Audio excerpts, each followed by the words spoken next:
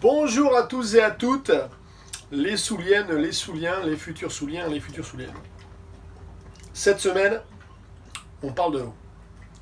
Et là, ça rigole pas, parce que l'eau, c'est la vie. Alors je reviens sur cette thématique-là, j'en avais parlé un petit peu. Ce qui me fait revenir là-dessus, c'est...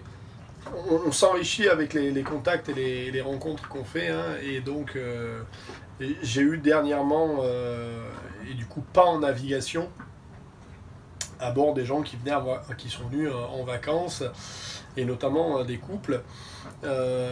Et là, je me suis rendu compte que la notion d'économie d'eau et la notion d'eau sur le bateau, elle était plutôt compliquée quand on passait pas sur un mode navigation, mais quand on passait sur un mode farniente et qu'on vivrait vraiment à bord au mouillage.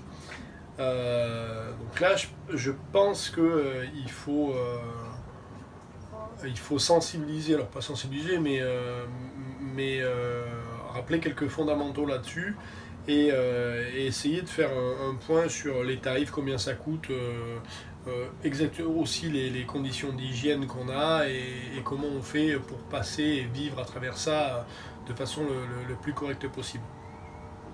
Pour ceux qui s'intéressent, la semaine dernière on parlait de l'électricité, on a déjà fait l'habitabilité, les matériaux de coque, le choix en ketch, sloop, etc.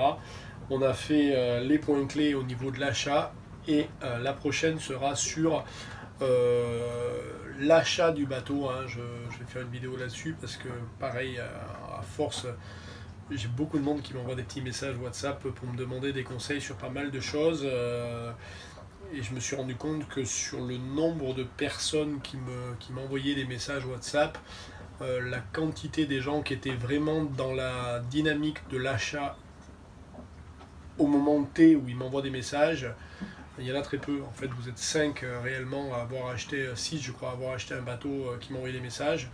Donc j'ai 150 personnes qui m'envoient des messages sur l'achat d'un bateau et qui, in fine, ne sont pas du tout là-dedans. Ils l'achèteront dans 2 ans.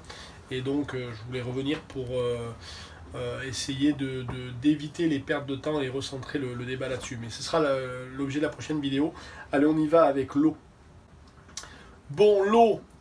Grosse thématique, on va la faire en 2 fois, on va commencer par, on va aller du plus rigolo au moins rigolo, non je rigole, on va aller du, bon, le stockage de l'eau et vos réserves. Déjà c'est bien que ce soit compartimenté dans différents réservoirs, parce que ça permet de ne pas se retrouver avec un seul réservoir et de se rendre compte le matin qu'il n'y en a plus et que ça y est c'est trop tard, quand vous avez plusieurs vous pouvez basculer sur le second. Souvent, ces réservoirs ont une trappe sur le dessus, accessible, dans lequel vous pouvez venir essayer de nettoyer. Le cas échéant, souvent, c'est assez difficile d'accès, mais bon, avec une balayette un peu longue, avec un chiffon et un balai, enfin, vous connaissez les astuces, je ne vais pas vous expliquer comment on va dans les recoins. C'est pas mal. Moi, j'ai sur l'arrivée de mon tuyau d'eau douce de la cuisine, c'est le seul, je fais pas ça dans les tuyaux de douche, un pré-filtre à charbon qui est là, qui permet de filtrer toute l'eau qui vient des réservoirs et enlever toutes les particules qui pourraient éventuellement avoir été oubliées ou mises en remplissant les cuves. Donc ça c'est pour le côté hygiène. Certains aiment bien mettre un petit peu de produit dedans pour éviter et tuer les petites bébêtes. Cela dépendra de votre... voilà, si je vais le dire de façon pas gentille, mais je vais pas dire parisien, hein, je vais dire, bon, si vous êtes lyonnais, on va dire, non, mais si vous êtes de n'importe quelle ville de France et que vous ne buvez que de l'eau minérale et que vous ne buvez pas l'eau du robinet pour les raisons qui vous sont chères et personnelles, il est évident que quand vous allez arriver sur un bateau et vivre sur un bateau, si vous passez à vivre et à boire l'eau de vos robinets sur le bateau, il pourrait s'en résulter quelques passages inopinés du côté des toilettes et y aller en courant, ce qu'on appelle une courante, du fait que votre intestin n'arrive pas à digérer certains enzymes, certaines bactéries qui sont dans l'eau.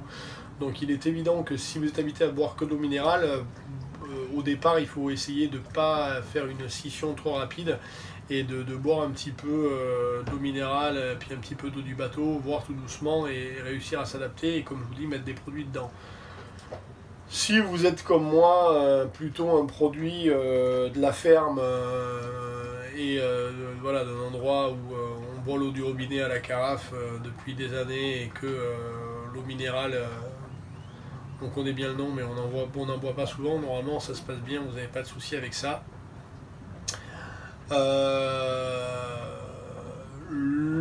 Les capacités de remplissage, souvent c'est 2 € les 100 litres. En général, ils ont vous avez un bateau qui fait 600 litres, le mec te dit t'as pris 750 litres d'eau. Bon, ça arrive très souvent en Martinique, en Guadeloupe, c'est très très commun. Tu y vas, tu remplis tes cuves, mais 750 litres. Je dis ouais, je suis fort parce que j'ai 600 litres de capacité. Ah non, non, vous devez vous tromper, monsieur. Bah, le constructeur s'est trompé, puis tous les banneaux ont 600 litres d'eau. Mais bon, ça leur arrive souvent. Bon. Voilà, le mec il est en train de t'en faire une pour 1,50 €, tu t'embêtes pas. Il y a des îles où c'est bien plus cher, hein, quand vous êtes sur Grenade ou Carriacou. Carriacou c'est très sec, il n'y a pas d'eau potable au robinet, c'est que de l'eau importée, donc là les tarifs montent. Il y a des endroits où vous ne la facturez pas, Cuba l'eau elle est gratuite, Venezuela l'eau elle est gratuite. La facilité d'accès à l'eau, je dirais que partout dans les Antilles c'est relativement facile. Et après, le nombre de fois où on va remplir les cuves, et là on avait une discussion il y a 15 jours avec Annick, Thierry, David et moi-même, et on parlait de l'achat d'un dessalle. Alors vous avez aussi la possibilité d'acheter un dessalle. Je vous rappelle que, je vous avais dit, le Redman il est pas mal du tout. Hop, ça roule, attention, j'ai pas vraiment calé le... ça va aller. Donc vous pouvez acheter un dessalinisateur forcément et remplir vos cuves. Et on parlait justement de l'amortissement de ce prix par rapport au tarif de l'eau et aux besoins qu'on a et le confort à bord.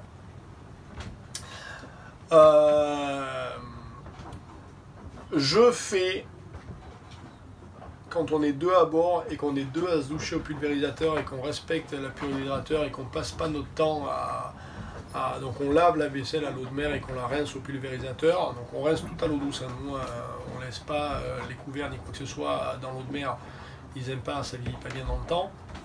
Pareil, le plan de travail, tout ça à l'eau douce au pulvérisateur, le sol de temps en temps, les douches. On arrive à faire grosso modo 2 mois avec 600 litres à 2. Donc ça fait, si je suis pas mauvais, 6 pleins à l'année. Donc 6 pleins à l'année, passer 2 mois sans trouver une marina, il faut quand même être fort. Et 6 pleins à l'année, quand tu sais que le plein me coûte 12 balles, donc ça fait 80 €. Allez, soyons fous, 100 € d'eau à l'année, c'est ce que je dépense sur le bateau. 100 € d'eau à l'année, si tu achètes un dessalle qui coûte 6000 balles, voilà, il faut 60 ans pour l'amortir. Bon, ça c'est une vérité qui n'est pas absolue. Avant d'attaquer la consommation, il est évident que tant que tu es dans les Antilles, et ce qu'on fait là c'est facile, il est évident que quand tu vas commencer à passer dans les îles du Pacifique, ça devient un petit peu plus compliqué. Mais avant de te dire, moi c'est sûr, je vais aller dans le Pacifique, peut-être un bateau sur 10 000. Hein. Donc peut-être tu l'achètes pas de suite ton dessalle, tu navigues sur les Antilles et le jour où tu arrives, à Panama, tu le fais livrer, tu le montes et tu traverseras, tu auras un dessalle à bord. Je connais beaucoup de gens qui passeront pas le canal et qui auront acheté un dessalle pour rien. Après, c'est sûr qu'il y a une très très grosse qualité de vie là-dessus. Et après, il y a les gens qui n'aiment pas se doucher au dessalle. Et là, j'ai eu, donc on a eu quelques couples à bord. Une douche prise à la poire de douche, si vous rincez une fois dans la journée parce que vous allez vous baigner, etc. Et que le soir vous rentrez, vous êtes baigné dans la journée aussi, vous vous douchez, vous vous lavez les cheveux et Vous faites ça et vous êtes deux. Si vous êtes des rapides, vous allez faire des douches à 25 litres. Donc, ce qui veut dire que vous cramez 50 litres d'eau dans la journée à deux. Avec la bouffe, etc., etc., etc., c'est ce que vous allez cramer. Là, forcément, 600 litres, ça fait 12 jours. Donc là, toutes les semaines, tu es en train d'aller remplir tes réservoirs. Et là, les choses se compliquent. Et cette notion-là, plus on est en famille et plus on est détendu, plus c'est compliqué. Alors, c'est sûr que pour un mec comme moi qui n'a pas de cheveux, j'ai pas besoin de me les rincer, j'ai pas besoin de mettre un conditionneur et j'ai pas besoin de faire tout ça. Moi, même quand je prends une douche à la douchette, je fais des douches qui font 5 litres max parce que je me mouille et puis derrière je shampooine tout ce que j'ai à shampooiner, ou je mets une tête dans l'eau salée, ou je me mets un coup de rinçage et c'est réglé, il n'y a plus de savon et ça va vite. Ça marche pas quand tu dois te laver les cheveux, etc. Donc il faut quand même savoir que, forcément au pulvérisateur, tout seul quand tu as des cheveux, tenir le pulvérisateur et se rincer la tête d'une main, ça marche pas très bien. C'est beaucoup plus facile d'avoir un flot d'eau régulier qui tombe. Donc là, où vous prenez la possibilité de ou mettre des douches solaires, hein, et avec le petit pommeau de douche au-dessus de la tête qui va bien, ou sinon vous demandez à votre collègue ou mari, hein, de vous tenir le pulvérisateur et de vous rincer la tête. Et là forcément lui il voit là où il y a du shampoing, il rince bien ça. Et test fait pendant la transat avec les filles, puisque moi je voyais quand on a fait la transat, un des conforts de la transat, c'est de pouvoir aller se coucher dessalé et frais et de pouvoir se doucher si on veut tous les jours. Donc j'avais prévu 2 litres d'eau par jour et par personne pour se doucher. Et donc il y avait 2 filles à bord et on leur rinçait, donc on les douchait nous-mêmes, enfin on les douchait, on leur tenait le pulvérisateur pour qu'elles puissent se laver la tête, etc.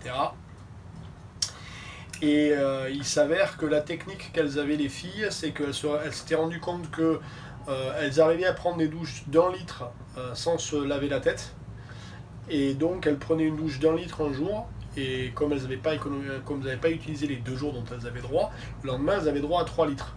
Et avec 3 litres, elles arrivaient largement à se doucher et à se laver les cheveux. Ce qui veut dire qu'elles se lavaient la tête pratiquement un jour sur 2. Et c'était 2 filles qui avaient les cheveux longs, je ne sais pas si vous vous rappelez, Johanna et Juliana, elles avaient les cheveux longs, donc ça passait très bien. Ce qui veut dire que vous pouvez très bien rester sur un ratio de 2 à 3 litres jour, allez, si vous voulez vous laver la tête tous les jours parce que vous allez vous baigner, etc. etc. Le mec, lui, normalement, il arrive à rester sur un ratio qui est léger, avec 2 litres, il fait sa douche. Ce qui veut dire qu'avec 5 litres jour, vous arrivez à vivre votre vie de douche. Si on rajoute la vaisselle et la boisson, bon, je ne vais pas dire qu'on est à 6 litres jour, mais 6 litres jour, ça ferait 600 litres, ça ferait 100 jours. Mais bon, même si on est tu vois, à 12 litres jour, parce qu'on a fait 2 fois plus, eh bien, on a une cinquantaine de jours, ça fait 2 mois, c'est à peu près ce que je vous expliquais. On fait 2 mois avec, quand on est à 2 à bord, on arrive à faire 2 mois, on ne fait pas 10 litres jour, on fait un peu moins. 8 litres en moyenne. Et ça passe très bien. Le plus dur, c'est d'arriver à prendre ce rythme et à... Je dis pas qu'il ne faut pas faire un craquage de temps en temps et se faire une bonne douche, hein, mais moi le craquage, c'est que je me fais des douches tièdes. Quand il fait... Parce que des fois ici, voilà, au Mexique, de soir, il y a du vent, etc.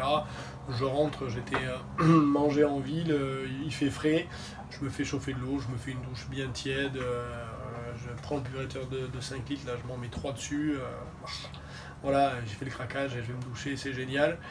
Mais il est très très facile de faire, on va dire, en étant moins précautionneux que nous, de faire un mois avec 600 litres.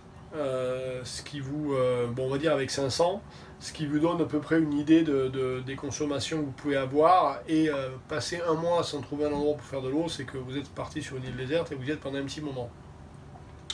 Donc l'eau à bord, c'est pas vraiment une grosse difficulté à partir du moment où vous arrivez à la gérer avec ces douches. C'est le plus gros consommateur, les douches.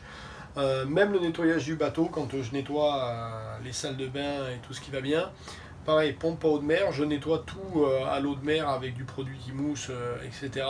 Et derrière, pulvérisateur, je rince tout à l'eau douce. Et j'ai lavé ma salle de bain, elle est propre, elle est nickel. Et j'ai dépensé 2 litres de pulvérisateur pour l'avoir propre. Le reste, c'est de l'eau de mer. L'eau de mer, elle est gratuite. Faites ça avec des produits biodégradables, c'est encore mieux. Donc je pense que ce sont des choses qui sont relativement faciles à gérer, même en famille. Ce qui veut dire que voilà, si vous êtes à 4 à bord, vous devez faire votre mois facile avec les réserves du bateau. Si tout le monde se douche au pulvérisateur et que tout le monde ne commence pas à se rincer les pieds 15 fois avec la douchette de pont dehors. Et c'est les petits. Alors, moi j'ai mis un mousseur à la sortie de mon robinet d'eau douce. Ce qui veut dire que c'est un petit truc hein, que vous vissez sur le robinet. Ce qui veut dire qu'il fait beaucoup plus de ça, réduit le débit de l'eau. En fait, il fait beaucoup, c'est de la mousse, hein, c'est de l'eau avec de l'air. Et du coup, pour faire un litre, pour remplir une clé d'un litre, ça prend presque une minute, quoi. Donc, du coup, quand tu ouvres le robinet et que tu laisses couler, ça, t'as l'impression que t'en fais partir beaucoup, mais t'en fais partir beaucoup moins. Ça existe peut-être sur les pommeaux de douche, j'ai pas installé ça, mais c'est pas mal de faire ça. Ça permet aussi. Faut prendre tous ces réflexes-là, de lavage de mains, de brossage de dents, de rinçage de choses. Essayez c'est là où toutes ces petites dépenses de 2 minutes font qu'à la fin de la journée, on a dépensé 10 litres de flotte de plus ou de moins. Et ça paraît rien, hein, mais rincer un fruit au pulvérisateur, c'est même pas un dé à coudre, vous voyez ce que je veux dire, c'est sado quoi. Rincer un fruit au robinet, c'est une tasse de flotte. Ben, une tasse de flotte, plus une tasse de flotte, plus une tasse de flotte, plus une tasse de flotte, plus une tasse de flotte, ça fait des litres, voilà. Je vous vends pas l'article. Et c'est vraiment hyper important, le rinçage de la vaisselle, pareil au pulvérisateur, hein, vous allez gagner mais, des quantités astronomiques d'eau. Voilà, c'était l'eau à bord. Comme je vous dis, c'est pas très compliqué, mais il faut prendre cette espèce de rituel quotidien de faire ça avec le pulvérisateur et faire attention à faire couler l'eau correctement. Allez, voilà, vous aviez des informations là-dessus. Elles sont à vous. À plus, ciao, ciao.